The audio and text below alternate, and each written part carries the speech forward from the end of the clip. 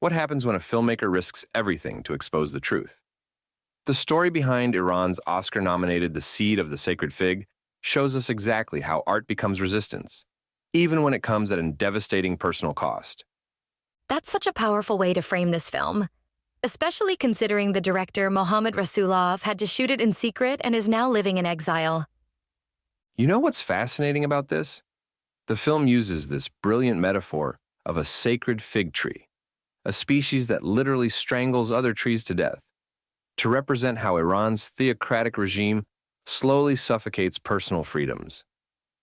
And just like that fig tree, we watch this family's life get increasingly constricted. The timing of this film is particularly striking, isn't it? Set against the backdrop of the 2022 protests after Gina Mahsa Amini's death in custody. Exactly. And Rasulov actually incorporated real footage from those protests into the film. We're following this lawyer, Iman, who gets what seems like a dream promotion to the revolutionary court. Better pay, bigger house, separate bedrooms for his daughters. But then everything starts unraveling. Tell me more about how the family dynamics play into the larger political narrative. Well, you've got these two daughters, Rizvan, who's 21, and her younger sister Sana, representing this new generation pushing against restrictions. Their parents are constantly trying to make them conform, be conservative, stay safe. Then, there's this gun that Iman receives with his promotion. His wife, Najma, is immediately uncomfortable with it being in their home. The way the film handles that tension between protection and control is really compelling. Every family decision becomes political. And what's really chilling is when Iman discovers the true reason for his promotion, he's expected to rubber-stamp death sentences without proper trials.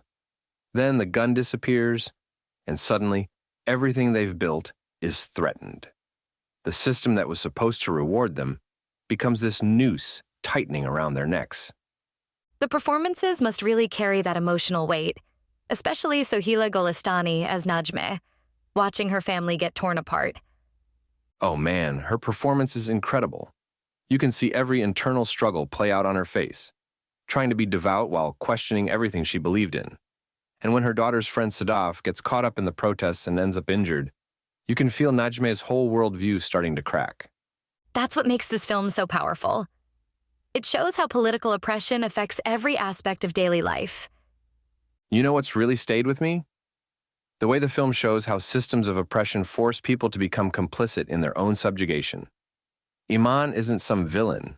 He's just a father trying to provide for his family. But the system corrupts even that basic impulse. Well, that certainly explains why the film won the Special Jury Prize at Cannes and is now up for an Oscar. And here's the thing. Rasulov can't even celebrate these achievements. He's been sentenced to 8 years in prison by Iranian authorities and had to flee his country. The very system he's critiquing in the film is literally playing out in his real life. So what do you think this film tells us about the role of art in resistance movements? It shows us that sometimes the most powerful political statements aren't made through speeches or protests, but through storytelling that helps us understand the human cost of oppression. When you watch this family trying to navigate impossible choices, suddenly those news headlines about Iran become deeply personal. The claustrophobic feeling of the film really drives that home. You can't escape the pressure these characters are under. Right. And that's what makes this film so important right now. It's not just about Iran. It's about how authoritarian control works everywhere, how it seeps into every aspect of family life, how it turns ordinary people into either victims or accomplices. The fact that Rasulov risked everything to tell this story shows just how crucial these narratives are. That's quite a testament to the power of cinema as a tool for social change. And you know what? That's exactly why films like this matter so much.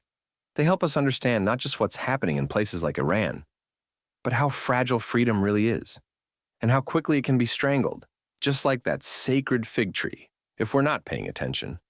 We would put this on the to see list and give it a score of 8.5 out of 10. You've been listening to Movies First. Available at Apple Podcasts, Spotify, iHeartRadio, or your favourite podcast player. You can also stream on demand at Bytes.com. This has been another quality podcast production from Bytes.com.